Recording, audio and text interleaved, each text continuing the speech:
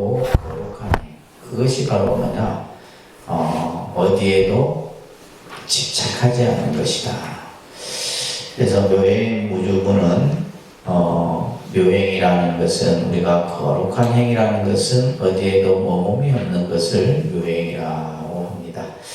자, 먼저 한글로 된 번역본을 한번 같이 소리내서 합성합니다. 금강반야바라밀경 묘행무주본제산이라.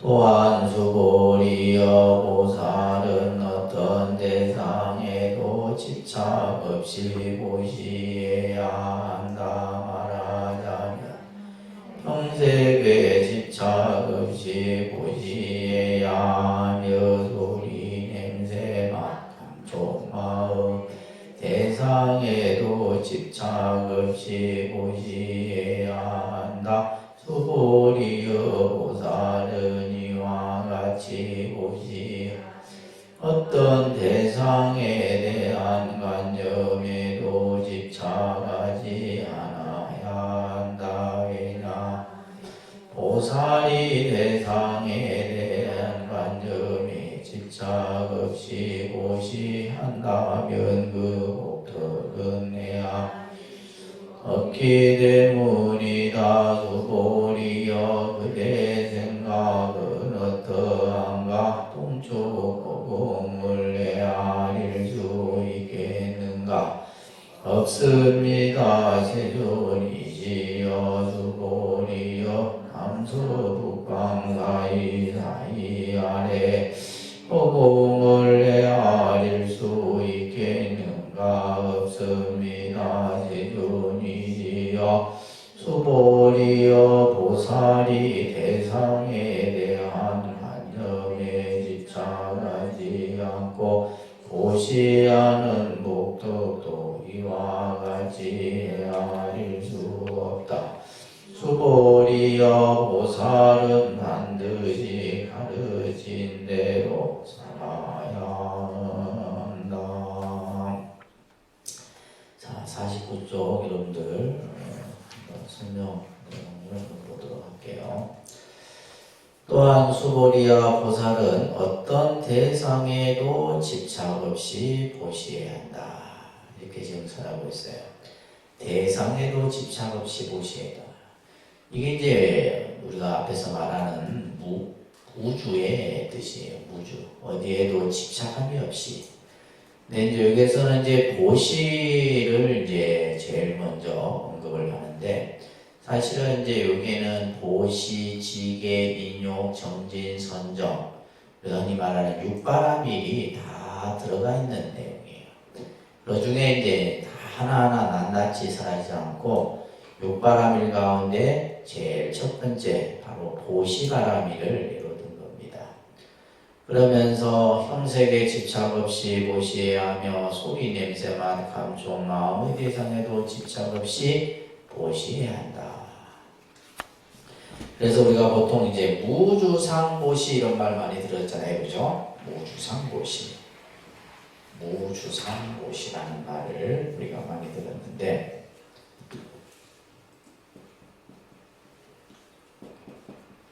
무주상, 그죠?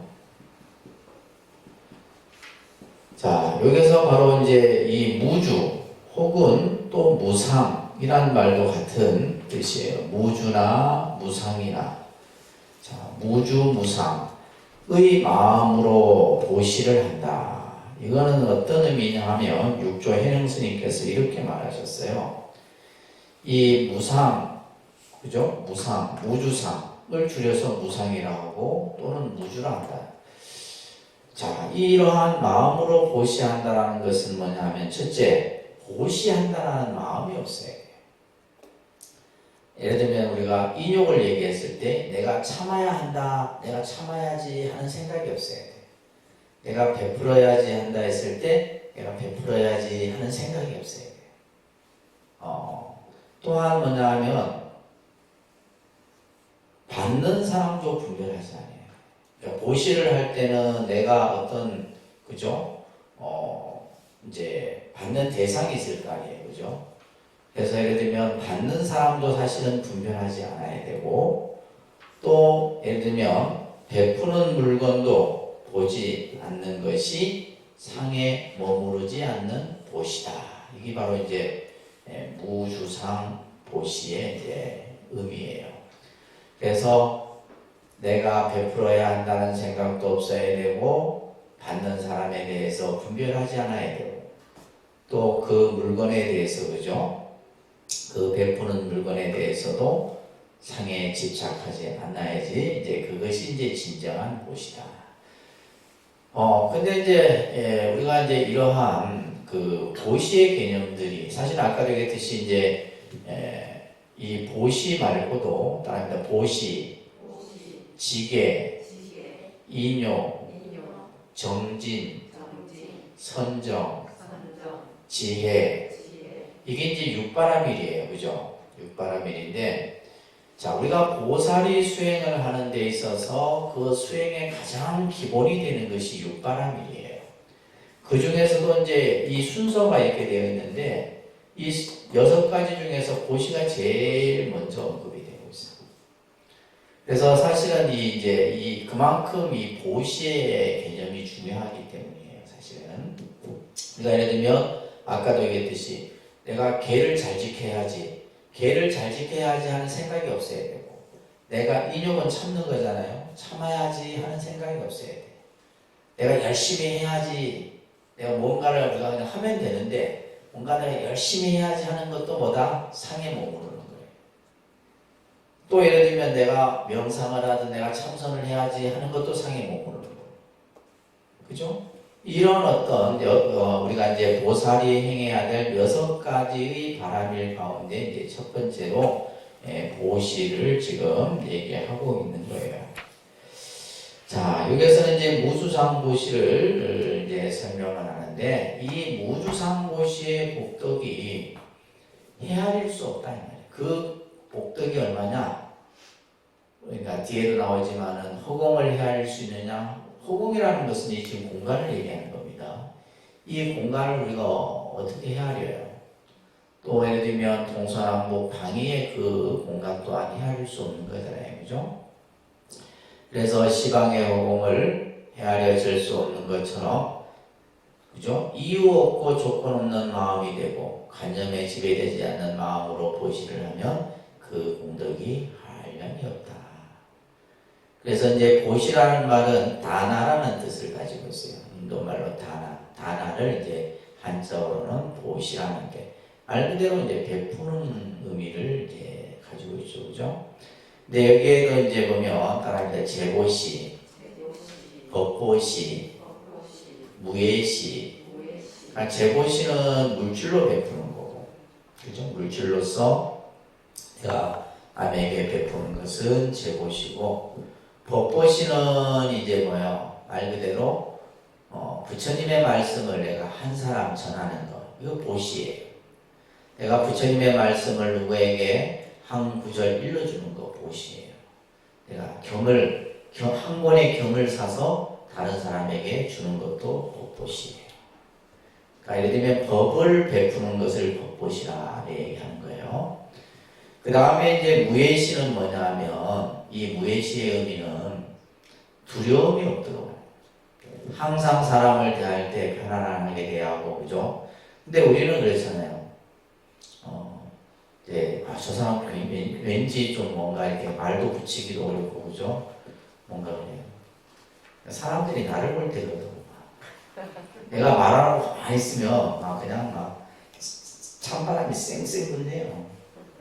그런가요? 진짜 그런가 봐. 이건 내가 무예시를 못하고 있는 거지. 네. 그러니까 사람을 항상 편안하게 대하는 이거 보시예요. 그래서 우리가 보시를 여기서 말하는 어떤 물질이나 또 어떤 이런 어떤 그 법보시나 이런 개념화를 하는 것이 생각하지 말고, 실제 이제 부처님께서는 무제칠시라 해서 재물이 없어도 베풀 수 있다 이 말이에요. 그죠? 무제칠시. 우리가 꼭 베푸는 것을 돈으로만 생각하고 물질로만 생각하는데 아니에요. 그래서 부처님께서는 물질이 없어도 베풀 수 있는 것이 7가지가 있다. 무제 7시 7가지의 베품을 얘기해요. 그 중에서 보면 이제 첫 번째 이제 뭐요? 사람을 대할 때 이제 항상 미소로 대하는 거. 미소는 돈이 들어야 안 들잖아요, 그죠? 사람을 대할 때 미소로서 또 말을 하는 데 있어서도 마찬가지예요.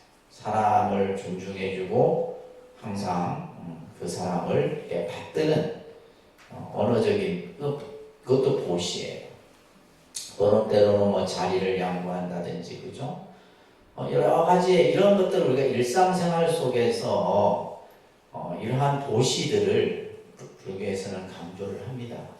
그래서 여기서 이제 그만큼 그러니까 보시라고 하는 것은 베푼다라는 것은 그만큼 쉬운 게 아닙니다. 자, 생각해보세요. 내가 가진 것을 나눠주는 거예요.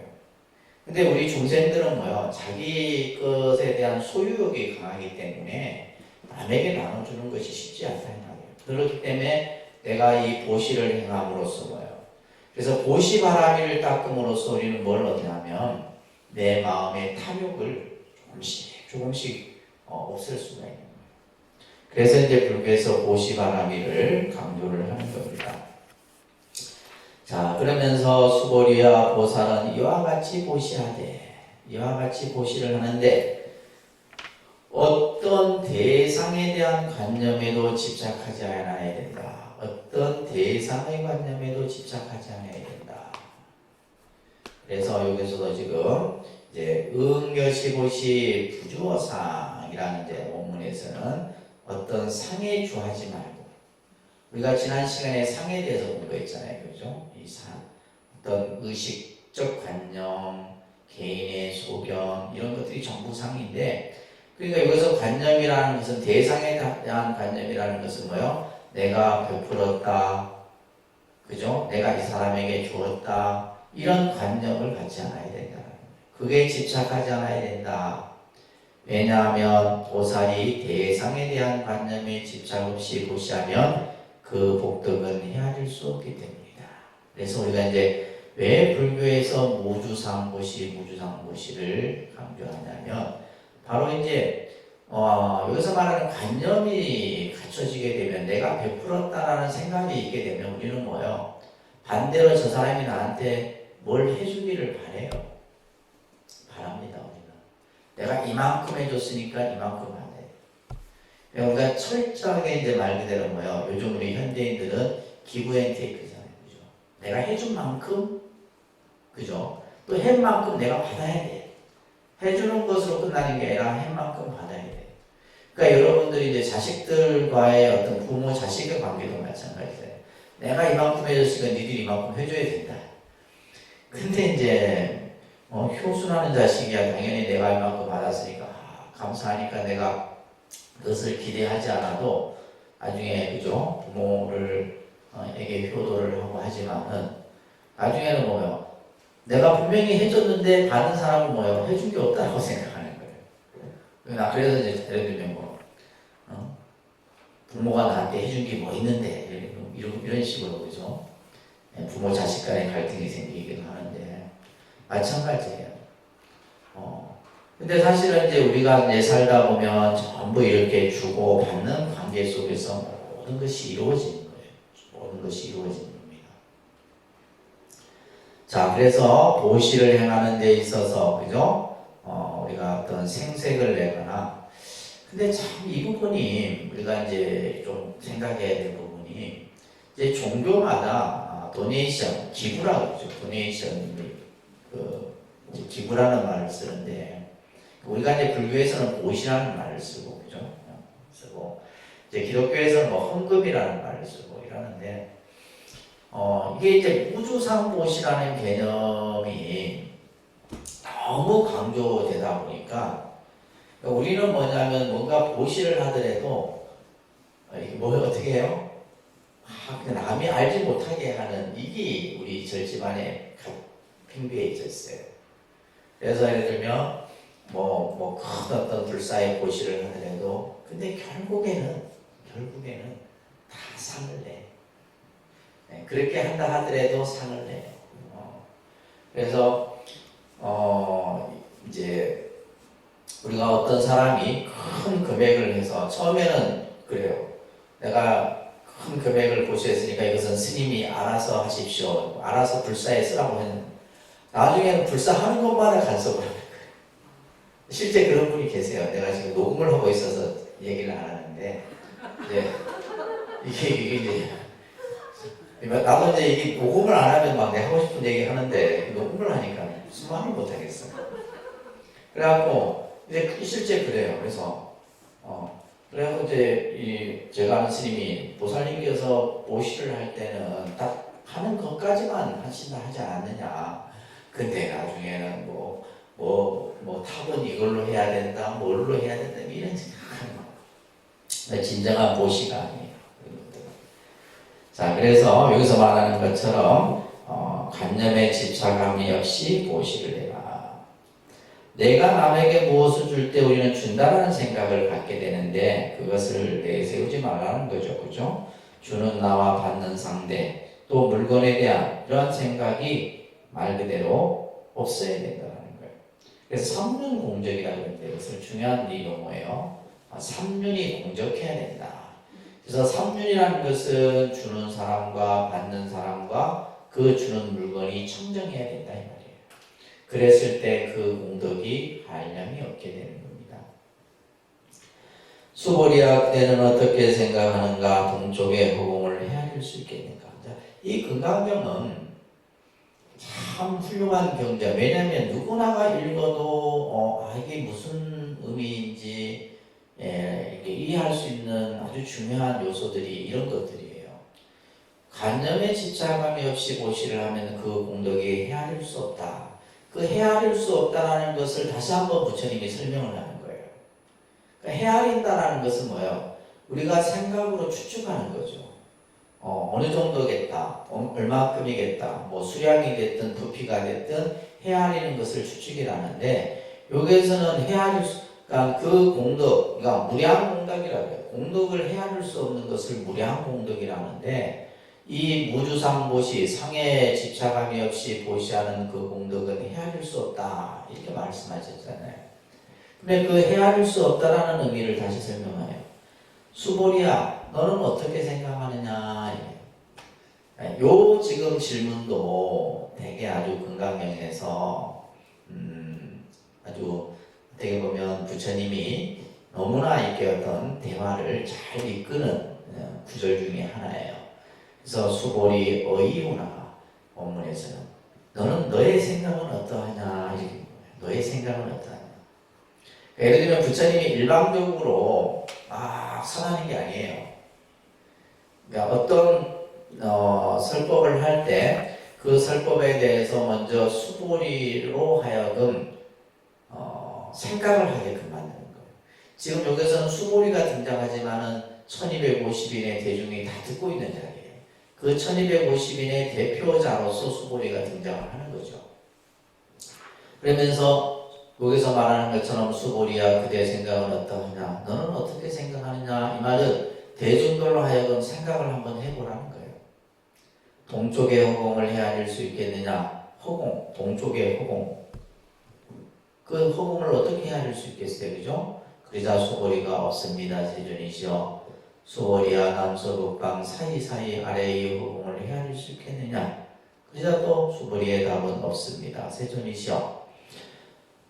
자, 이렇게 이제 수보리가 답을 하자 수보리야 보살이 대상에 대한 관념에 집착하지 않고 보시하는 복덕도 이와 같이 헤아릴 수 없다. 이런 거예요. 아까 이제 무주상보시 관념에 집착함이 없이 보시하는 공덕이 헤아릴 수 없다라고 했는데 도대체 이 헤아릴 수 없다라는 의미가 뭘까라고 이제 대중들이 의문을 가질까봐 다시 한번 허공에 비유해서 그죠? 허공에 비유해서 그 허공의 크기를 헤아릴 수 있느냐라는 질문을 통해서 없다라는 답을 유도해 내는 거죠. 자, 그래서 그 관념에 집착하지 않고 보시하는 복덕도 그 공덕이 헤아릴 수 없다. 그러면서 마지막 구절이 그죠? 보살은 반드시 가르친 대로 살아라. 이와 같이 행해야 된다. 이런 말이에요. 그래서 우리가 이제 보살의 행을 육바라밀 행이라고 합니다. 무슨 행요? 사실은 여러분들이 뭐 이것저것 많이 배우고 뭐 많이 알아도 다 쓸데가 없는 거예요. 사실은 핵심은 이 육바라밀을 행하느냐 못하느냐, 이 육바라밀 행에 전부 다 담겨 있는 거예요.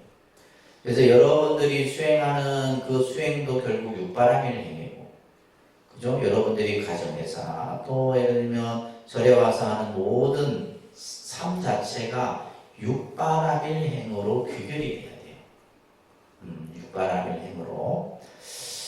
자, 무주상 모시를 할 때 그 복덕이 시방의 호응을 헤아릴 수 없는 것처럼 많다고 한 것은 뭐냐? 관념적인 고정된 생각을 가질 때는 한정된 범위를 이루지만, 그렇죠. 우리가 생각으로 어떤 관념화 시켜져 버리면 그것을 내가 어떤 크기를 한정해 버린단 말이에요. 그렇지만은 관념의 생각을 내가 가지지 않을 때는 여기서 말하는 것처럼 무한의 절대의 경계를 얻게 된다는 거예요. 쉽게 말해서 생각이 갇히지 않는 거죠. 확 튀어져 버린다 이 말이에요. 그래서 여기서 말하는 이제 관념, 우리가 다시 말하는 생각의 어떤 고집, 이런 것들에 대한 것들을 계속해서 강조를 하는 겁니다. 그래서 사람이 순수한 마음을 일으키는 데 있어서는 이러한 감각적인 기준이 있어서는 안 된다. 그러니까 사람의 마음이 순수하다라는 것은 이리 재고 저리 재고 이런 게 없잖아요. 그죠? 그냥 순수한 마음이라는, 그러니까 사람의 순수한 마음은 어릴 때 정도에 가질 수 있는 마음이에요. 크가면서는 뭐냐면 이제 사리 판단이 생기는 거예요. 내가 이만큼 하면 저 사람이 이만큼 하고, 이런 이제 우리가 쉽게 말해 그러면서 서서히 우리는 생각의 때가 끼게 되는 겁니다. 생각의 때가 끼고, 그러니까 예를 들면 세월이 많이 흐를수록, 여러분이 세상을 많이 할수록 관념의 이 고집이 어떻게 돼요? 꽉 붙어버리는 거예요. 뗄래야 뗄 수 없는 그렇게 돼버리는 겁니다. 그래서 금강경에서는 전부 여기서 이제 이걸 이렇게 표현합니다. 일단 모양 내기, 생생 내기. 쉬운 말로는 우리가 이제 모양 내고 생생 내고 이런 것들을 전부 한다는 거예요. 거부한다는 거예요. 그래서 고정관념에 갇히는 것을 부정하는, 이것을 이제 무상법문이라고 합니다. 그러니까 무상. 그 다음에 이제 생각의 응고를 막는 무주법문이라고 해요. 그러니까 무주. 그래서 이 무상과 무주의 개념은 육조당경의 핵심 개념이에요. 우리가 이제 흔히 이 금강경이나 또 육조당경에서 육조해능선사가 아주 강조했던 핵심이 바로 이 무상법문과 무주법문이에요. 그래서 무상이라고 하는 것은, 이것을 좀 한자의 의미로서 잠깐 조금 풀어서 설명을 드리면, 도대체 그러니까 무상이란, 그러니까 상을 먼저 여러분들이 잘 이해를 하셔야 된다고 했어요. 이 한자의 상, 한자의 의미에서 상. 무상이라는 것은,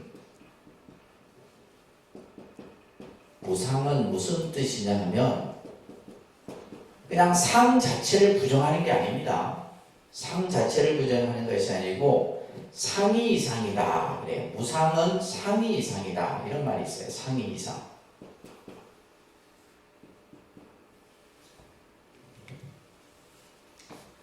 상, 이 위자가 이을 이자입니다. 상이 여일 이자예요. 한자로 상.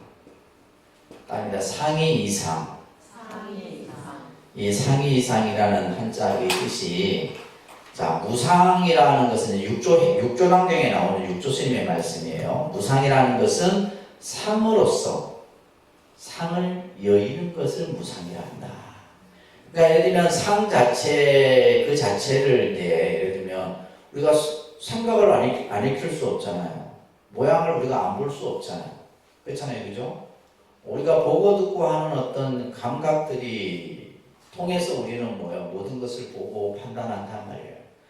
근데 그 상이라는 것은 상으로서 상을 여인다. 이 말의 의미를 잘 이해를 하셔야 돼요. 상으로서 상을 여여요. 이 말은 뭐냐면 분명히 이것이 마이크 대인데 이게 마이크 대라는 그냥 마이크 대구나 이렇게 생각해야지 이건 마이크 대야라고 내가 관념화시키지 않는다는 거예요. 근데 우리는 이제 이런 어떤 모양이나 어떤 생각을 통해서 이미 벌써 뭐요? 내는 이게 마이크 대라는 것이 그냥 이미 관념화되어 있어요. 이건 마이크 대가 아니야 하라면 어떻게 돼요? 이상한 거지. 그렇잖아요. 이거 예를 들면 마이크야. 마이크가 아니야. 라고 하면 안 되잖아. 그래서 상 자체를 부정하는 것이 아니라 이거는 뭐냐면 긍정이에요. 긍정을 통해서 뭐예요? 이것도 긍정을 통해서 이것도 긍정인데 긍정을 여의라는 거예요. 긍정과 긍정에서 긍정을 여여버리라는 이런 뜻이에요. 그래서 상으로서 상을 여여라. 이것이 바로 무상의 뜻이다. 무주라고 하는 것은 우리의 생각, 사람의 본성 가운데 생각이 머물지 않는 것을 무주라는 말을 하고 있습니다. 이런 것들을 이제 우리가 공부를 할 거예요. 그래서 여기서 말하는 것처럼 관념에 갇히는 것을 부정하는 것을 무상이라고 이렇게 기억하세요. 관념에 갇히는 것을 부정하는 것을 무상이라고 해요. 근데 우리는 지금 무상이 안 되잖아요. 상에 갇혀버린다 이 말이에요. 모양에 갇히고 생각에 갇히고 관념에 갇히고 자기의 견해에 갇혀버린다 이 말이에요. 또 생각의 응고를 막는다는 것은 이미 뭐요? 이것은 이것이다라고 딱 응고되어 버렸어. 우리가. 그거는 깨지지 않아. 깨질 수가 없어. 이것을 막는 것을 무주고문이란다. 다시 말하면 일체의 고집을 끊어 비워진 마음에서 무의행을 펼쳐야 된다. 그래서 우리가 이제 이 무의행이라는 말이 가장 진실된 행을 무의행이라고 해요. 이 무의행은 바로 무상과 무주의 행이 바로 무의행이라고 얘기를 하는 겁니다. 그래서 모양 내기에 걸려버리면 우리가 고집을 하게 돼요. 모양 내기에 걸린다라는 말은 모양에 우리는 다 갇힙니다. 그죠? 이미 뭐냐면 우리가 이건 컵인 줄 알고 이것은 마이크 대인 줄 알고 이건 주피인 줄 알고 다 모양의 그 틀 속에 우리는 이미 다 갇혀져 버렸단 말이에요. 그래서 이것을 이제 고집하게 되는 거예요. 또 고집을 하게 되면 이 고집을 통해서 결국 자아의식이 갇히게 되고 이러한 자아의식 속에 스스로 갇혀버리게 되면 아까도 얘기했듯이 우리가 이제 이루고자 하는 그러한 여기서 말하는 진정한 이타행은 보살행을 말하는 거예요. 보살의 행을 이타행이라는데 그 이타행을 우리는 실천하지 못한 거예요. 자, 우리가 고집을 말합니다. 고집이란 자아의식이 응고된 이기적인 에고이즘이다. 그죠? 그러니까 사람마다 다 고집이 있어요. 고집이라는 것은 자기 생각이래. 자기 생각. 이것은 뭐냐면, 뭐 사람 치고 고집 없는 사람은 거의 없잖아요. 다 자기 고집이 있다면. 자기 고집만 있는 게 아니라 자기 개성도 있고, 자기의 습성도 있고, 개개인마다 다 달라요. 그러니까 우리가 이제 예를 들면 사람과 더불어 맞추어 산다는 것이 어려운 거예요. 그게 쉬운 게 아닙니다. 그런 측면에서 보면 여러분들은 대단한 거예요. 남 모르는 두 사람이 만나갖고, 그죠? 서로 맞추고 산다는 게 얼마나 힘든 거예요. 나 같으면 못 살아. 안 살기 때문에 휴가에서 이렇게 살고 있지만. 그래서 사실은 여러분들이 대단한 거예요. 그래서 자아의식이 응고됐다. 자아의식. 내 생각 속에 그냥 박혀있는 그러한 이기적인 에고이즘이 바로 고집인데, 자, 여기서 중요한 말이 나와요. 그러니까 나라는 고집과 이것을 아라 그래요. 나라는 고집. 우리가 보통 불교에서 했을 때 나라는 거예요. 나. 그죠? 그래서 또 내 것이라는 고집이 있어요. 이것을 이제 아소라고 합니다. 아소. 다릅니다. 아소. 그래서 아와 아소예요. 이것은 뭐냐면 이거는 주관적인 거예요. 주관적인 거고 아소는 객관적인 거예요. 그래서 나중에 이제 경전을 여러분들이 더 공부하다 보면 능소 관계가 능소의 그런 관계를 얘기를 합니다. 그래서 능은 이거는 주관적인 거고 소는 객관적인 거예요. 그래서 나라고 하는 고집, 그죠? 또 내 것이라고 하는 고집. 자, 나라고 하는 것은 이제 말 그대로 우리가 예를 들면 지금 내 어떤 모습부터 시작해서, 그죠?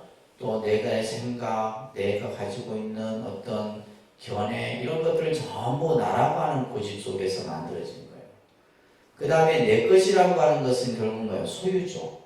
소유. 지난 시간에 얘기했듯이 우리는 내 것이라고 하는 이것을 이름을 붙이면서부터 뭐가 생긴다? 괴로움이 생기는 거예요. 아셨어요? 근데 그냥 나 이것만 해도 괜찮은데 우리는 내 것이라는 것까지 또 만들어버리는 거예요. 그래서 내 것이라는 그 관념이 만들어지는 순간 우리는 괴로움이 생겨요. 쉽게 얘기해서 여러분들이 연애할 때는 잘 안 싸웠죠. 그렇게 많이 안 싸웠습니다. 왜냐면 서로 이제 뭐 재니까.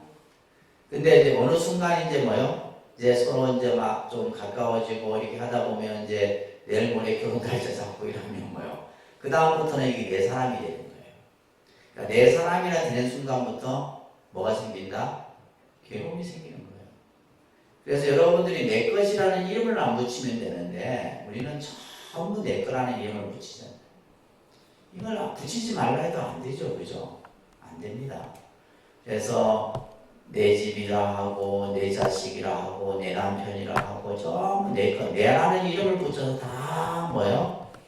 이 고집을 만들어버리는 거예요. 그래서 우리는 이것을 통해서 자기 업보를 그 속에 갇혀버리게 되는 것입니다. 이것을 우리는 중생이라는 거예요. 중생. 자, 여기서 따라합니다. 자아에 대한 고집을 아집이라 그래요. 따라합니다. 아집. 이 금강경의 대의를 지난번에 말씀드릴 때 파이집이 됐잖아요. 이 집을 두 가지를 깨뜨려야 되는데 그 중에 첫 번째가 아집이에요. 이 아집은 뭐다? 자아에 대한 고집이에요. 이 자아에 대한 고집은 뭐다? 나라는 것과 내 것이라고 하는 것이 다 합쳐진 거예요. 무슨 말인지 이해되세요? 우리는 이 자아에 대한 고집, 아집이라고 하는, 결국 그래서 우리가 예를 들면 불교에서 아집을 버려라. 우리가 지난 시간에 아상이라는 말도 같은 개념이에요. 아집이나 아상이나 다 이제 그 의미를 좀 더 우리가 깊이 들어가 보면 조금은 뉘앙스는 다르지만 여기서 나라고 하는, 그죠? 자아에 대한 고집을 아집이라고 그러고 객관 대상에 대한 고집을 법칙이라고 합니다. 그러니까 아집, 법칙. 자, 이 객관 대상에 대한 고집이라는 개념이 조금 여러분들이 이해가 안 되는데 이거예요. 이것은 컵이다. 이거는 법칙이에요. 이건 나하고 관계없이 어떤 대상에 대해서 뭐예요?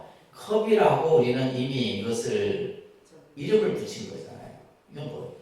이거는 죽비다. 이건 뭐예요? 객관 대상에 대한 고집이에요. 이런 것들이 이제 예를 들면 우리가 보고 듣고 느끼는 것에 대해서 이미 이것은 이렇다라고 하는 것. 이거 법칙이라고 하는 거예요. 예를 들면 우리가 봄, 여름, 계절은 봄, 여름, 가을, 겨울이 있다. 이것도 하나의 객관 대상에 대한 법칙이에요. 예를 들면 봄에는 꽃이 핀다. 이것도 객관 대상에 대한 고집이에요. 이런 것들이 전부 법집이라는 개념에서 설명되어지는 겁니다. 그래서 이 아집이라는 말과 법집이라는 말을 여러분들이 잘 이해를 하셔야 됩니다. 이해되셨어요? 그래서 이것을 말하는 거예요. 깨뜨리라는 거예요. 그래서 파이집이라 그러는 거예요. 고집은 주관적 측면과 객관적 측면으로 우리가 나누어지는 거예요. 이것을 아까 뭐요? 우리가 이제 그러니까 예를 들면 주관적 측면은 내 자신의 입장에서 생각하는 거고 객관적 측면은 대상에 대해서, 그죠? 대상에 대해서 생각하는 그런 측면인 거예요. 그래서 고집이라는 말은 막힘이라고 우리가 말할 수가 있는데, 막혔다. 그래서 이제 고집불통이라는 말을 같이 쓰는 거예요. 그러니까 예를 들면 어떤 사람과 말을 하는데 말이 안 통하는 거예요. 말이 안 통하는 사람들 있잖아요. 왜냐하면 자기 말이 안 통한다는 것은 자기 생각에 꽉 갇혀 있잖아요. 생각을 좀 열어갖고 상대의 말도 좀 들어주고 상대의 의견도 좀 공감도 해주고 이래야 되는데 상대의 말은 아예 그냥 듣지도 않고 이런 것들을 우리는 이제 일반적인 말로서 고집불통이라는 말을 하잖아요. 왜 고집불통인지 아시겠어요? 이 근간경을 공부하면 충분히 이해가 되는 거예요. 그죠? 그래서 우리가 이제 이 사람 간에 있어서도 이제 요즘에 이제 제일 중요한 것이 소통이라는 말을 많이 해요. 사회 현상에 있어서, 그죠? 모든 게, 그러니까 소통이 안 된다라는 것은 결국 뭐냐면 서로 각자가 뭐다? 자기 고집이 있다는 거예요. 그 고집 속에 뭐가 있고, 자기 생각이 있고, 자기 관념이 있고, 다 그냥 꽉꽉 맞게. 그래서 인간관계에서 제일 아주 힘든 사람이 이제 고집이 센 사람이 힘든 거예요. 그래서 결국 이러한 이제 어떤 자기 고집이나 또 자기 어떤 관념에 갇히게 되면 결국 우리의 삶은 뭐예요? 좁아질 수밖에 없고 생각이 툭 트여야 되는데 그렇지 못하는 거예요. 그러다 보니까 우리들의 의식 속에는 항상 뭐예요? 집착의 무게가 무거워지는 겁니다. 이게 결국 뭐예요? 스트레스고 이 스트레스라는 말이 결국 뭐예요? 압박이잖아요. 압박. 생각의 그 무게가 계속 나를 조여오는 거예요. 그냥 툭 털어버리면 돼. 그냥 한 생각 쉬어버리면 되는데 그 한 생각 쉬지 못해요. 근데 우리가 예를 들면 뭐 내가 생각을 놔야지 해서 생각이 놔집니까? 안 나지는 거예요. 이거는 그냥 단순한 생각으로 되는 게 아니라 그러기 위해서 반드시 뭐가 필요하다? 수행이 필요하다는 거예요. 수행이 필요하다는 겁니다. 명상을 하든 절을 하든 뭐 자기 어떤 신앙, 그러니까 생각만 가지고 되는 게 아니에요. 그 생각을 버리기 위한 무한한 노력이 필요한 거예요. 자, 그 밑에 보시게 되면 우리가 이제 이러한 생각들이 고착됨으로 인해서 우리가 스스로의 괴로움을 유발시키는 거예요. 그러니까 결국 괴로움은 누가 만드는 거예요? 자기 자신이 만드는 거예요, 사실은. 근데 우리는 보면 이제 괴로움의 상태에 빠져 있는 사람들 보면 전부 뭐냐면 피해 망상이 강한 사람들이 많아요. 그러니까 예를 들면 이제 다른 내가 문제가 아니라 다른 것에서 이제 예를 들면 문제의 원인을 찾는 거예요. 근데 결국은 보면 내로 인해서 생겨나는 문제들이 사실은 더 많다는 겁니다. 예를 들면 이제 돈을 잃어버렸을 때의 경우를 지금 설명하고 있는데, 뭐 저도 이제 뭐 이런 경우들을 뭐 금액이 작았을 때는 그냥 그냥 금액이 작으니까 하는데 금액이 크면 어떻게 돼요? 뭐 금액을 떠나서 우리가 예를 들면 내가 좀 기억에 소중한 이런 물건들 같은 경우는 그 물건을 잊어버리면 몇 날 며칠 그 생각밖에 안 납니다. 계속 그 생각, 내가 어디에 뒀지 뭐. 예. 그리고 내가 예를 들면 이제 그런 경우도 있어요. 우리가 예를 들면 뭐 요즘에 휴대폰이라든지 그죠? 휴대폰 또 뭐 시계 또 안경 이런 것들은 뭐 밖에 외출할 때는 필요하잖아요. 근데 막 급하게 나가야 되는데 막 안경을 막 찾는데 안경이 어디 있는지 모르겠는데 나중에 봤더니 어디 있어요? 내 머리 위에다 가지고 이런 경우도 있어요. 그러니까 이게 뭐냐 하면 그러니까 참 우스운 상황인데 그죠? 그래서 여기서 말하는 것처럼 이런 것들이 전부 뭐냐 하면 관념의 고집의 개념을 예로 설명을 하고 있는 겁니다. 그 밑에 보시게 되면 집착과 고집이 없는 행, 이것을 무의행이라고 해요. 아까 무의행이라는 말이 나왔었죠, 그죠? 그래서 불교에서 우리가 이제 하는 실천은 전부 무의행이 돼야 돼요. 그 무의행은 뭐냐 하면 예를 들면 내가 무엇을 한다, 또 예를 들면 내가 그것을 하고 있다, 이런 모든 일체의 생각들을 다 비워버린 행해야지만 그것이 참다운 행위 될 수 있다는 거예요. 자, 따라합니다. 감각에 의존해 생활하는 중생들은 자, 우리가 이제 감각은 뭐야? 보고 듣고 느끼는 여러 가지 오감을 비롯해서 그렇죠? 그래서 우리는 감각, 이 감각에 대해서 우리 중생들은 여기에 이제 항상 의존하죠. 보는 것, 듣는 것, 그죠? 냄새 맡고 하는 모든 이런 것들이 다 감각에 의존하는 거예요. 이러한 중생들은 뭐냐면 뭐에 끌려가요? 모양에 끌려가요. 왜 우리가 뭐 좋은 것을 자꾸 찾고 뭐 예를 들면 자기 어떤 생각에 맞는 것을 자꾸 하느냐 하면 감각에 의존. 그러니까 그 감각이 그러니까 예를 들면 쉽게 말하면 여러분들 옷도 그렇잖아요. 내 몸에 예를 들면 맞았을 때 기분이 좋잖아요. 그러니까 이런 것들 전부 감각에서 오는 것들이에요. 그래서 이런 어떤 모양에 끌려가고 또 모양에 현혹하게 된다라는 거예요. 그래서 이런 것들이 바로 뭐냐? 실상의 진리에 미혹하는 원인이 되는 것이다. 세상을 바로 보는 내 걸림돌이 되는 거예요. 우리가 너무 모양에 걸려버리고, 그죠? 모양에 갇혀버리고 하게 되면. 그래서 요즘 현대인들이 보면 너무 이 감각이라고 하는 것이 그 도수가 자꾸 올라갑니다. 쉽게 얘기해서 뭐예요? 눈이 자꾸 올라가죠. 눈이 자꾸 올라갑니다. 예전에는 뭐 그냥 대충 요 정도면 좋은 것 같았는데 이제 어디 가서 쉽게 얘기하면 그죠? 슈퍼마켓 가다가 백화점 가면 다르잖아요. 백화점 가다가 저 압구정동 백화점 가면 또 달라요. 아세요? 달라요, 실제로. 그래서 백화점도 똑같은 백화점이 아니야. 그러니까 사람들이 한번 그게 가면 또 그게 가는 거예요. 똑같은 겁니다. 그렇기 때문에 우리는 사실 이런 것들을 모르고 우리는 살아가는데, 이제 금강경 같은 이런 공부에서는 이런 것들에 대한 얘기들이 나오는 거예요. 그래서, 모양 속에서 일어나는 감각적 의식이라고 하는 것은 결국 뭐냐면, 분별과 대립을 일으키는 거예요. 좋고, 싫고, 그죠? 내 거고, 네 거고, 이런 어떤 대립을 항상 끊임없이 일으키기 때문에, 바로 금강경에서는 일체의 모양에서 벗어나야 된다. 모양에서 벗어나야 된다. 그 모양이라고 하는 것이 상이잖아요, 상. 그죠? 상인데, 자, 이 상에 대해서 지난 시간에 설명했던 내용이 여기서 언급이 됩니다.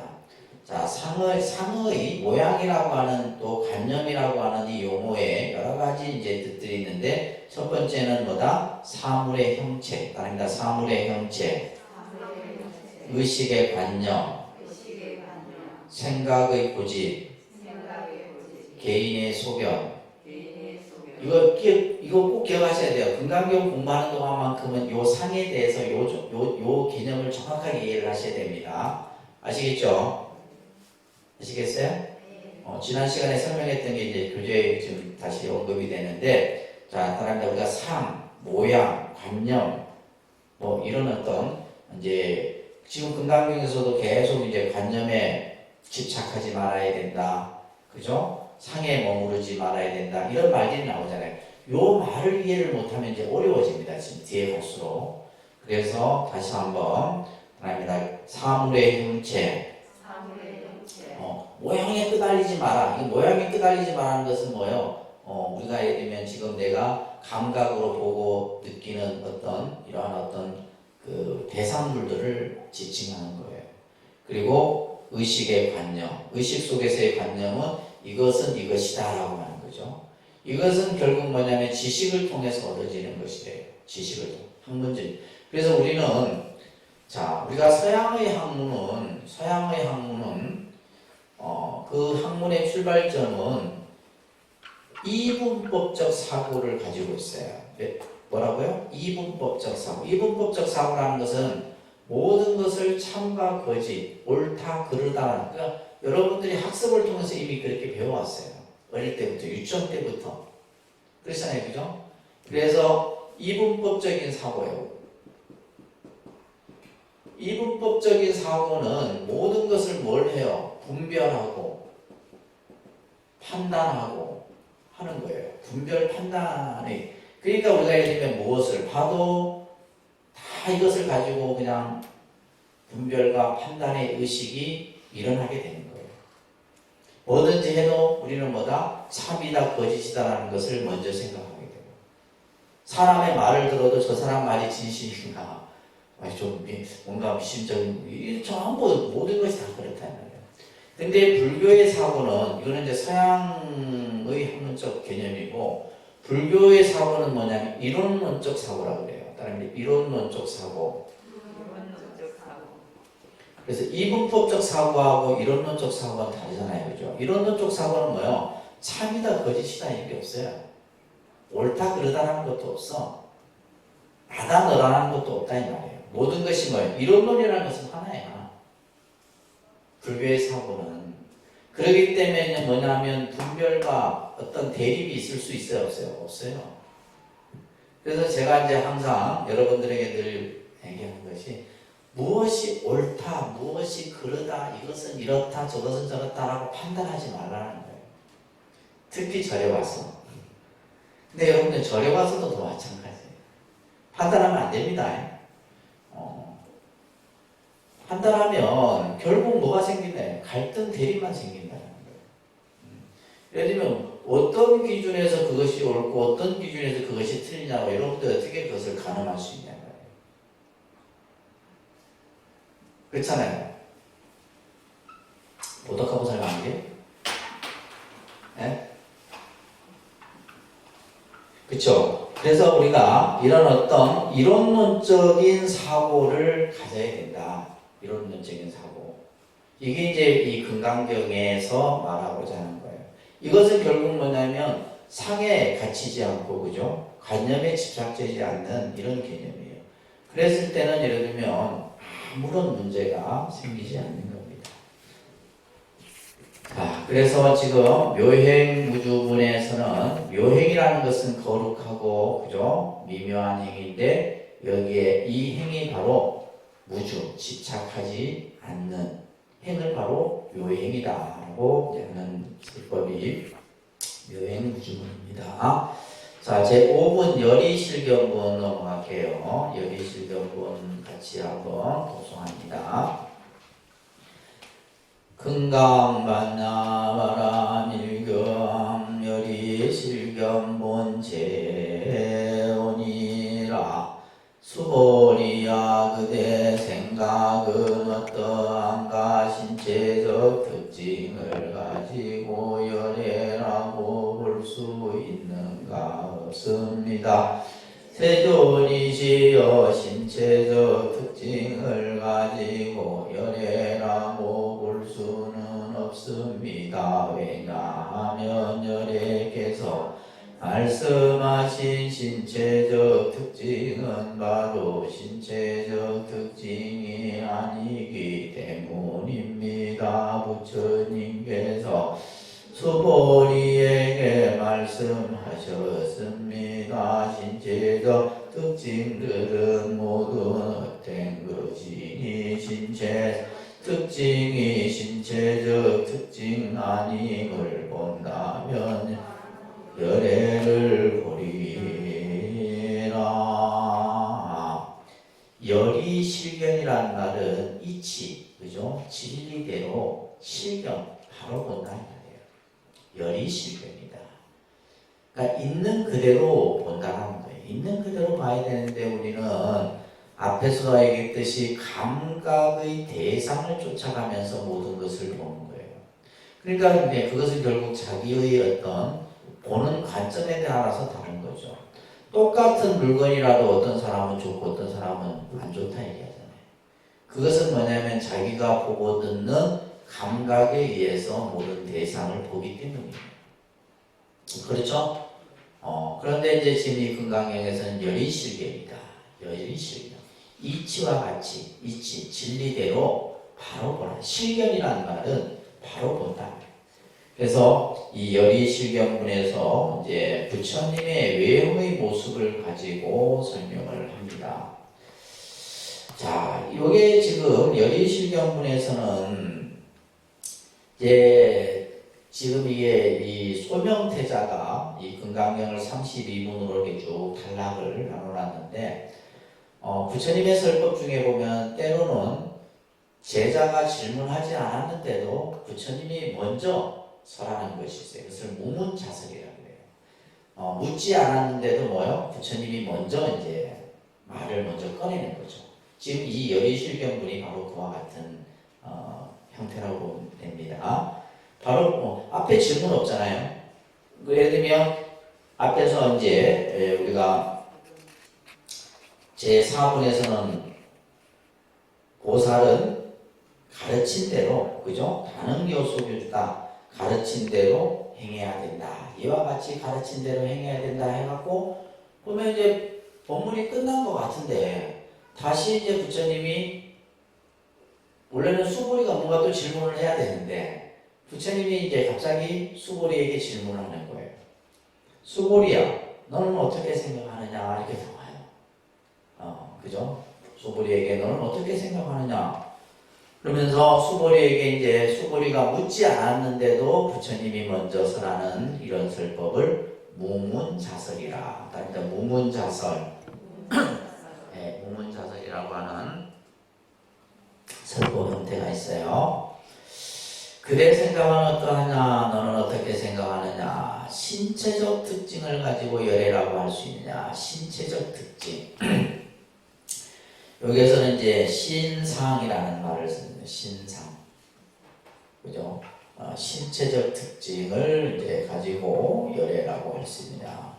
다시 말해서 이제 외형적인 모습을 말하는 거예요. 외형적인 모습을 가지고 열애라고 할 수 있느냐. 반대로 우리가 예를 들면 지금 내가 여러분들이 나를 보는 이 지금의 내 모습을 가지고 나라 할 수 있느냐, 이런 똑같은 질문이에요. 지금의 외형적인 모습, 외형의 모습만 가지고 나라 할 수 있느냐. 그래서 여기서 말하는 것처럼 신체적 특징이라고 하는 이제 신체적 특징을 이제 신상이라고 이렇게 지금 이제 나오는데,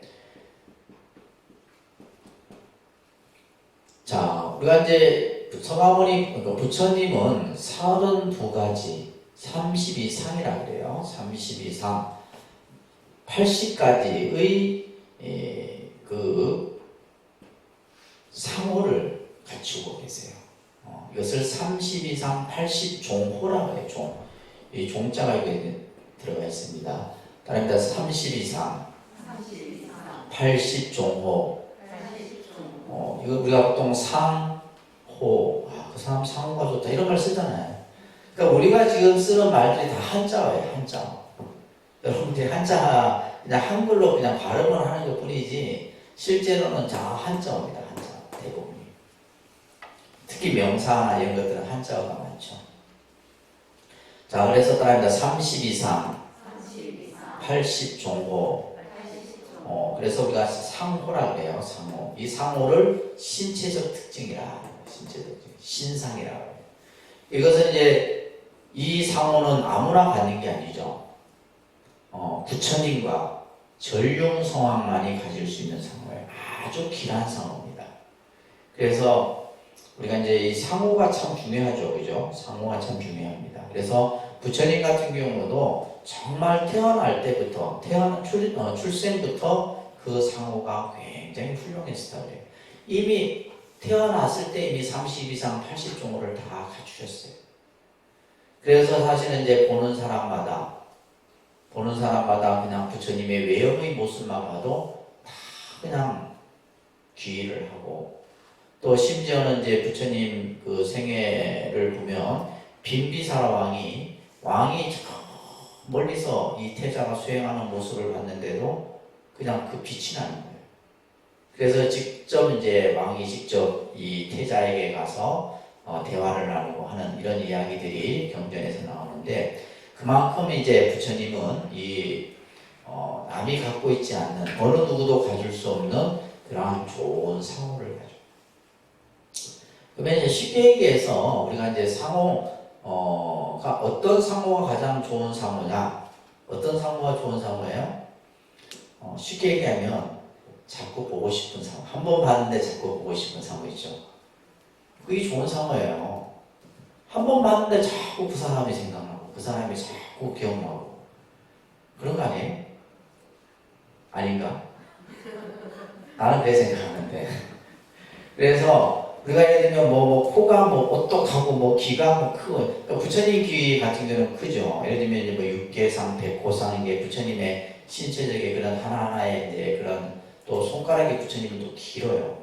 발도 길고 또 손에도 이제 보면 이제 또 이게 특징이 있고 여러 가지 이제 그런 특징들이 있는데 아무튼 부처님의 모습은 그 모습 그 자체만으로도 사람들로 하여금 그죠? 귀심을 일으키는 거죠. 그래서 하물며 우리가 이제 예를 들면 이 부처님의 그러한 모습을 부처님이 이렇게 생기셨을 거다. 이런 모습을 하셨을 것이다 라고 해서 만든 것이 바로 뭐예요? 불상이에요. 그렇잖아요.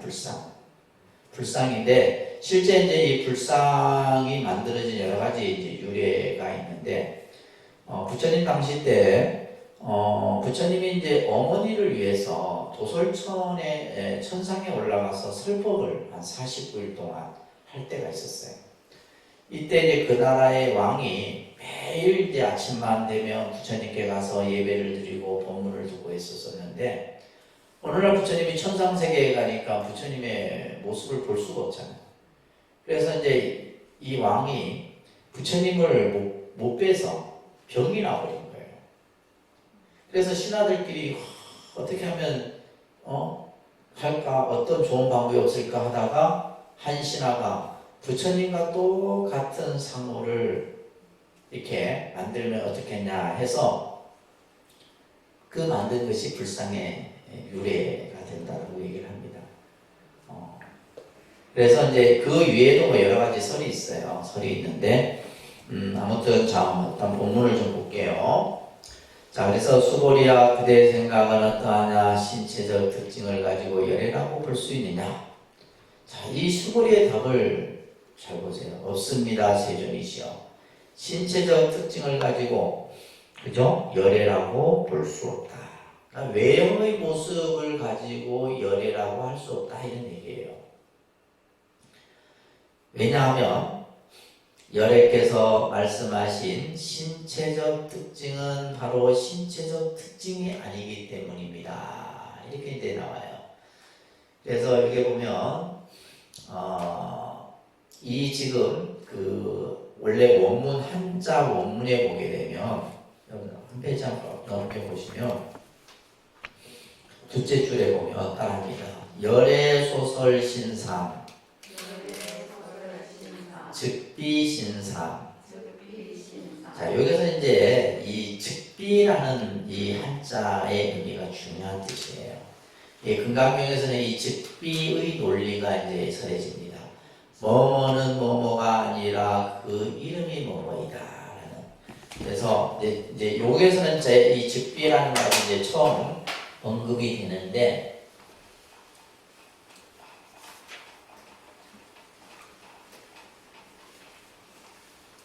즉비 뭐뭐는 뭐뭐가 아니라 그죠? 즉비 이게 즉비라는 말은 부정을 말하는 거예요. 부정. 뭐뭐는 뭐뭐가 아니라 시명 그 이름이 뭐뭐이다 라는 이렇게 이제 이 대목이 계속 구절이 반복되어져서 나와요. 그래서 금강경 전체가 요 즉비의 개념이 설해진다라고 해도 과언이 아닙니다. 그래서 지금 이제 처음 여기서 지금 언급이 되는데 신체적 특징은 바로 신체적 특징이 아니기 때문이다. 그냥 우리가 일반 읽었을 때 이게 도대체 이게 무슨 말인가 이렇게 생각이 들어요. 그죠? 이해하기가 어렵습니다. 자, 그래서 한번 보실게요. 자, 교재 한번 설명 보시면 이 말은 무슨 말이냐 하면 우리가 이제 어떤 외형적인 모양, 겉모양이라고 그러죠. 그죠? 외형적인 모습만을 가지고 열애의 모습을 우리가 바로 볼 수 없다라는 거예요. 외형적인 모습을 가지고는 열애의 참된 모습을 볼 수 없다. 아까 우리가 이제 모양이라고 하는 것은 결국 뭐냐면 그죠? 이 모양이라고 하는 것은 우리의 감각에 의해서 만들어진 하나의 모습인 거예요. 그래서 모양을 인식하는 것은 결국 뭐예요? 실상을 미혹한 경계인데도 이를 모르고 감각에만 의존해서 사물의 진상을 모르는 게 중생이기 때문에 우리는 처음에 일단 뭐예요? 외형적인 가상이라는 것은 거짓된 모습을 가상이라고. 일단 외형의 거짓된 모습을 떠나야만 열애를 볼 수 있다라는 뜻이에요. 자, 그래서 우리가 보는 사물의 외형적 모습은 임시적으로 나타나 있는 거짓 모습에 불과하다. 자, 이 말이 중요한 말이에요. 우리가 지금 모양이라고 하는 것들은 이거는 뭐예요? 임시적인 거예요. 임시적인 거. 다시 말해서 이름을 임의로 붙여놓은 거예요. 자, 예를 들면 이게 원래부터 컵이었습니까? 이게 원래부터 컵이었단 말이에요. 이건 원래부터 컵이라고 우리가 이름을 붙여놓은 거예요. 물을 담고 오목한 이 모양을 컵이라 한다. 이름을 붙여놓은 거예요. 원래부터 컵이 아니잖아요. 무슨 말 이해되세요? 그러면 이 컵이라는 것은 뭐예요? 여러 가지 인연 조합에 의해서 만들어져요. 흙과 또 예를 들면 물과 또 사람의 손과 이거에 또 그 다음에 뭐가 또 필요해요? 열도 필요하겠죠, 그죠? 이러한 인연 조합에 의해서 만들어진 것이에요. 근데 내가 지금 보세요. 내가 손을 딱 놨어요. 이게 깨져버렸어. 깨지는 순간 컵은 어디 갔어요? 원대한테 어디 있는 거예요? 조금 전까지 우리는 컵이라고 이름을 했지만은 그러면 그 깨진 그 상태를 컵이라 합니까? 우리는 또 뭐라 그래요? 뭐라고 또 이름 붙이겠죠, 그죠? 유리 파편이다, 예를 들면 깨진 조각이다라고. 근데 그것 또한 이름인 거예요. 그걸 또 예를 들면 가루로 이제 기계로 갈아버려 그냥 가루로 만들어버려. 그러면 깨진 조각이나 예를 들면 파편은 온데간데 없는 거예요. 이 개념을 여러분들이 잘 이해를 해야지만 금강경을 쉽게 공부를 할 수가 있는 거예요. 그러니까 실제 우리가 지금 이 시각적으로 보여지는 것들, 청각적으로 듣는 것들, 전부 이런 어떤 외형적인 모습들은 뭐예요? 임시적인, 그죠? 가상의 모습이다라는 거예요. 실체가 아니다. 실체가 아니에요. 이건 전부 뭐다? 거짓 모습에 불과하다. 이걸 이제 볼 줄 알아야 되는데 우리 중생은 뭐예요? 이걸 못 보는 거예요. 그래서 이제 공부를 한 사람은 이 모습을 보는데, 그러니까 여러분들 같이 그냥 모양에 끄달리고 모양에 집착하고 모양에 그냥 구속되어 있는 상태에서는 안 된다는 말이에요. 그러니까 이제 우리가 예를 들면 금강경은 부정을 해요. 계속 부정을 합니다. 부정을 통해서 긍정을 만들어내는데 왜 부정을 하냐면 우리의 관념을 깨뜨리기 위해서 부정을 하는 거예요. 부정을 하기 위한 부정이 아니라 우리의 잘못된 생각, 그죠? 이것을 깨뜨리기 위해서 금강경은 계속해서 부정을 해요. 그러니까 이제 금강경을 좀 혼자서 공부하는 사람들은 어렵다는 거예요. 맨날 그냥 아니다는 소리밖에 안 나와요. 아니다는 소리. 근데 이제 그 의미가 이 개념을 여러분들이 잘 이해를 하셔야 되는 거예요. 이것은 전부 모두가 무상 속에 속해 있다. 무상 속에 속해 있다는 말은 변하는 가운데 있는 거예요. 영원한 게 없잖아, 사실은. 우리가 예를 들면 이 몸뚱아리부터 시작해서 일체 모든 것들이 다 예를 들면 눈에 보여지는 모든 모양들이 영원하지가 않잖아요. 이거는 거짓된 모습인 거예요. 실체가 아니에요. 근데 우리는 실체라고 생각할 거죠, 그죠? 그래서 변하여 없어지는 것이므로 실제의 참모습이 될 수 없다는 것이다. 이 말 중요한 말이에요. 이 지금 개념을 이해를 하느냐 못하느냐가 금강경을 이해하느냐 못하느냐의 핵심이 됩니다. 나는 아무리 봐도 모르겠다면 손 드세요.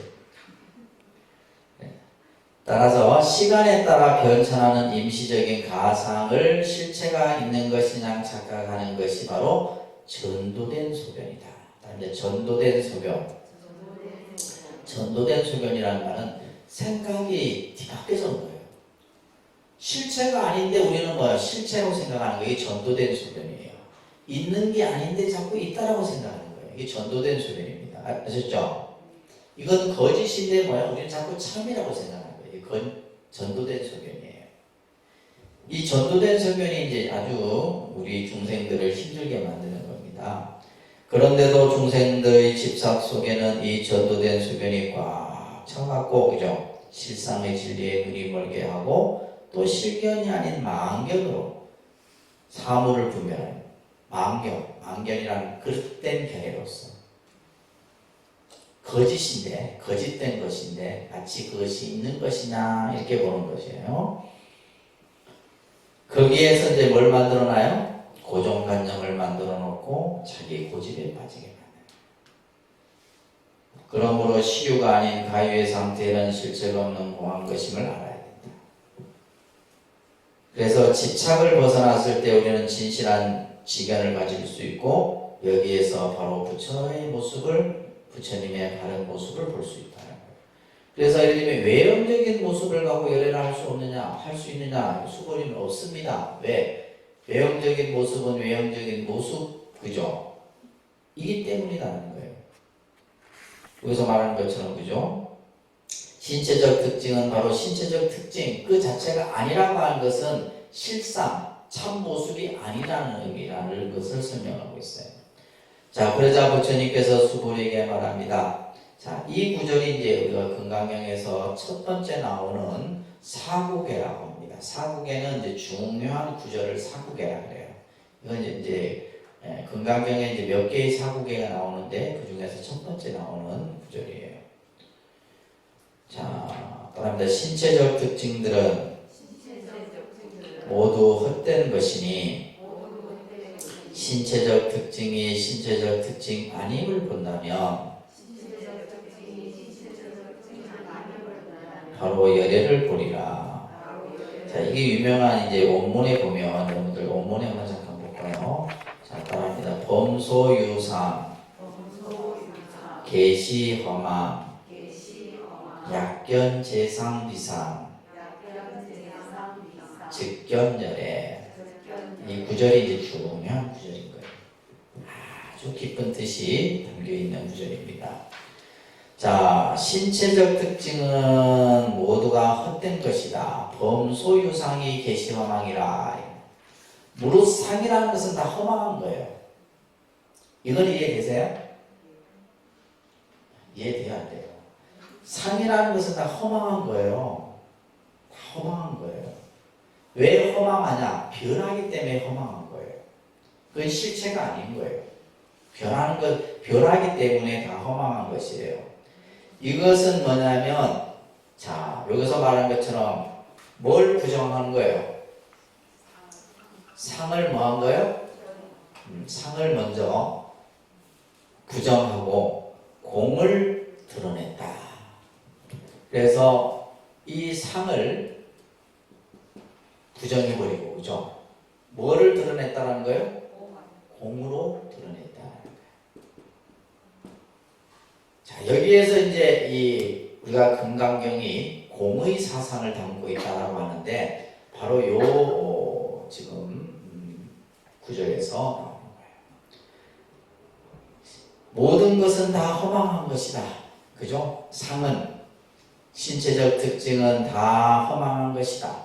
그래서 범소유상이 계시허망이다 라고 이렇게 얘기를 하면서, 자, 신체적 특징이 신체적 특징 아님을 본다면, 그래서 신체적 특징이 상이 아닌 줄 안다면 이렇게 돼요. 예를 들면 범소유상 계시허망 약견 재상 비상 직견열애, 상이 아닌 줄 알면, 이건 뭐예요? 상이 아닌 줄 안다는 것은 다시 말해서 무엇을 지금 드러낸 거예요? 공을 드러낸 거예요. 상이 아닌 줄 안다면 이 직견열애다. 이 직견열애라고 하는 것은 결국 이것이 진짜 실상이다, 이런 얘기예요. 그래서 대승의 근본 사상이 바로 공사상인데, 공의 모습에서 일체가 모든 것은 다 일체가 공이다라고 하는 것이 부처님이 말씀하신 가장 중요한. 그래서 여러분들 이제 이 상은 색이에요. 색. 반야신경에 보면 색 즉시 공 나오죠? 색이 곧 뭐예요? 공이에요. 근데 색 즉시 공, 색이 공이고, 그죠? 그 다음에 또 뭐가 나와요? 공즉시 색. 색이 또 공이 다시 뭐예요? 색이에요. 그러니까 이 말을 잘 여러분들 이해를. 이걸 알면 이제 불교는 뭐 진짜 많이 아는 건데, 색이 공이고, 그죠? 색이라고 하는 것은 뭐예요? 이것은 이제 허망한 것이에요. 부질없는 거예요. 이거 그렇기 때문에 뭐다? 공이라고 하는 거예요. 공이라는 것은 텅 비어 있다. 아무것도 없는 거예요. 지금 우리 눈에 보이는 것은 가시감각적인 어떤 내가 보이는 감각으로 있는 것이지만 이것은 결국 뭐예요? 다 없어질 것이다 이 말이에요. 이게 다 본래 공이에요. 근데 이 공 자체가 다시 뭐다? 색이다. 이 말은 뭐냐면 지금 내 눈앞에 펼쳐진 이것이 바로 뭐다? 공이라는 거예요. 자, 예를 들면 색이 따로 있고 공이 따로 있는 게 아닙니다. 색이 따로 있고 공이 따로 있는 게 아니라 색 그 자체가 공인 것이고 공 그 자체가 색이라는 거예요. 지금 우리 눈앞에 보여진 이 모습이 공인 것이고 이 공이 바로 뭐예요? 실상이라는 거예요. 이 공이 바로 실상이라는 거예요. 그러니까 예를 들면 우리의 현실 그 자체를 부정하는 개념이 아니라 이 공의 개념은요 완전 긍정을 얘기하는 거예요. 근데 사람들이 이제 공을 잘못 이해하게 되면 부정. 왜냐하면 우리가 이제 반야신경에서도 보면 이 없을 무자를 쓰다 보니까 이 공의 뜻을 그래서 무안이비설신의 무색성향 유초통 무한계대지 무의식계 무무명해서 계속 무자가 나오거든. 근데 전부 원래 뜻은 뭐다? 공이라는 뜻이에요. 어렵죠? 이걸 잘 이해를 하셔야 됩니다. 그래서 신체적 특징이 허망하다라는 것은 상을 부정해서 뭘 드러냈고? 공을 드러냈고, 또한 신체적 특징이 신체적 특징 아님을 본다라고 바로 열애를 본다라고 하는 것은 공을 통해서 뭐다? 실상의 참모습이 있다는 거예요. 이게 불교예요. 이게 불교. 그러니까 지금 무엇을 우리에게 얘기하고자 하냐면 우리들이 보는 감각적인 어떤 대상으로 보여지는 것들은 전부 뭐 하다는 거예요. 허망한 것이다라는 거예요.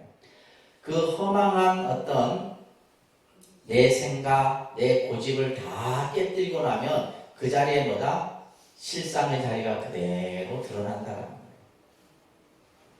이것을 진공묘유라 합니다. 진공묘유. 우리가 이제 공의 이치를 한마디로 표현할 때 진공묘유라는 말을 씁니다. 진공이라는 말은 텅 빈 상태를 진공이라고 그래요. 그죠? 텅 빈 아무것도 없는 상태, 진공 상태다 그러잖아요. 진공. 아무것도 없는 상태.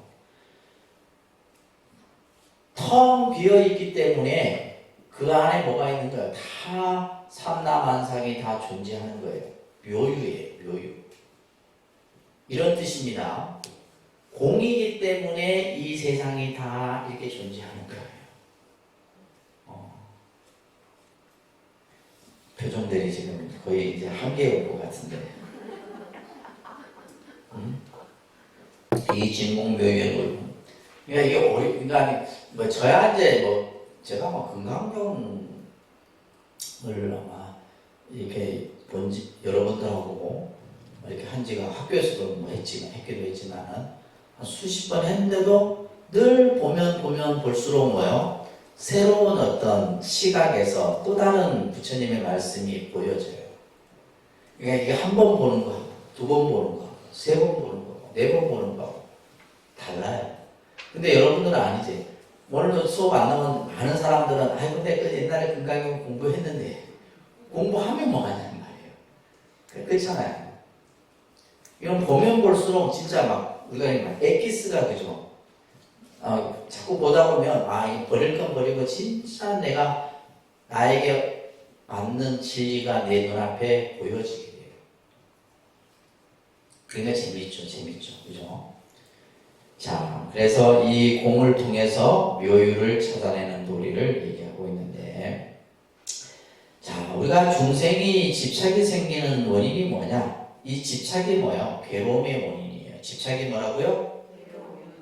괴로움의 원인은 집착입니다. 괴로움의 원인은 집착이에요. 여러분들이 어떠한 심리적인 상태, 정신적인 모든 내 괴로움의 그 가장 근본 원인은 집착이에요. 자, 이 원인이 무엇인가라는 것을 우리가 생각해 보면 뭐 때문이냐? 분별심 때문이에요. 뭐 때문이라고요? 분별심 때문이에요. 객관 대상에 대해서 실체를 몰라. 객관 대상에 대해서 실체를 모른다는 것은 지금 모든 게 공인 줄 우리가 모른다는 거예요. 공인 줄 모르고 그냥 마치 있는 것이냐 생각해요. 그래서 우리는 겉모습만을 인식하는 거예요. 있다라는 생각을 갖는 거지, 전부. 그죠? 내가 있다, 뭐도 있다, 내 거다, 네 거다, 전부. 그로 인해서 뭐가 생긴다는 거예요. 분별심 때문이라고 할 수 있다. 객관 대상에 대해서 우리가 바로 보지 못하는 분별심으로 인해서 바로 집착이 생기는 거예요. 그래서 이것은 이렇고 저것은 저렇다 라고 하는 분별에서의 뭐가 일어난다? 생각의 고집이 일어나는 거예요. 그래서 우리가 예를 들면 단정 짓지 말고 또 자기 관념 속에서 이것은 이럴 것이다 라고 추측도 하지 마세요. 근데 우리는 그것을 늘 끊임없이 하고 산단 말이에요. 그죠? 자기가 보는 기준에서만 모든 것을 여러분들은 판단할 수밖에 없어요. 자, 이 생각의 고집이 일어나는 것이 바로 뭐다? 집착이에요. 생각의 고집. 이 생각의 고집을 우리는 금강경에서 뭐라 했어요? 상이라 이렇게 했잖아요. 그죠? 자, 이것이 미혹되어 실상의 집착 진리에서 어긋나는 뭐가 일어나는 업행이 야기 돼요. 업행. 결국 이제 우리가 이것으로 인해서 잘못된 업이 만들어지는 거예요. 자, 금강경에서 대의를 설명이 나왔다. 그죠? 다음에 집착을 부수고 공을 나타내는 것. 자, 금강경이 어떤 경전입니까? 라고 누가 물으면 뭐예요? 금강경은 우리 마음의 집착을 부수고 실상의 공을 드러내는 가르침이 금강경입니다. 이렇게 답을 할 수 있어야 돼요. 아셨죠? 근데 또 이제 문제는 뭐냐면 여기서 말하는 것처럼 또 집착을 설명해야 되고, 그죠? 또 공을 설명하려면 이게 또 한도 끝도 없는 거예요. 이게 해서 공부가 계속 깊어지고 넓어지고 여러 각도에서 볼 수가 있는 거예요.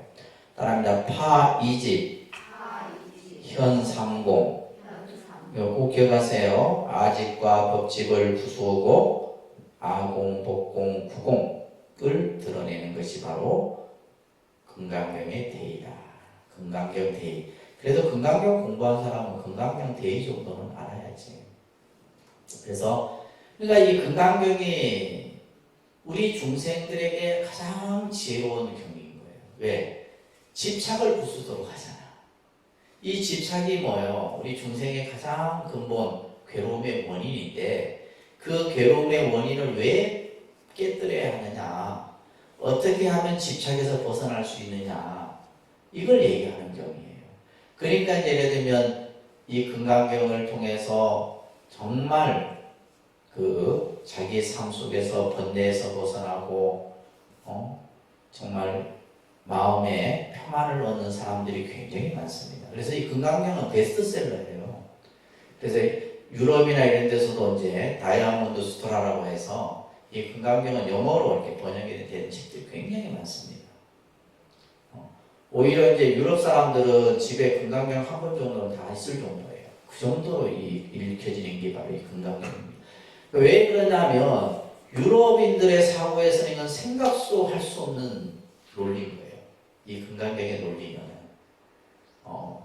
아까도 얘기했듯이 서양의 이분법적인 사고만을 가지고 모든 것을 판단하고 기준을 세웠었는데 그것을 뭐요? 완전히 깨뜨려버리는 가르침이 근간경이잖아요. 그래서 다른 법화경 같은 경우는 신앙적 요소가 많은 경전이고 화엄경은 너무나 방대하고 너무나 아주 그냥 하고 원각경도 이제 깨달음의 세계를 나타내는 경전이지만은 이 금강경 같은 경우는 우리가 현실 속에서 살아가면서 실질적으로 느낄 수 있는 이런 진리들이 많은 경전이 금강경이에요. 자, 오늘은 여기까지만 할게요. 이 사국에는 오늘 안 오신 분들이 또 있고 있어요. 이걸 또 빠뜨리면 안 되는데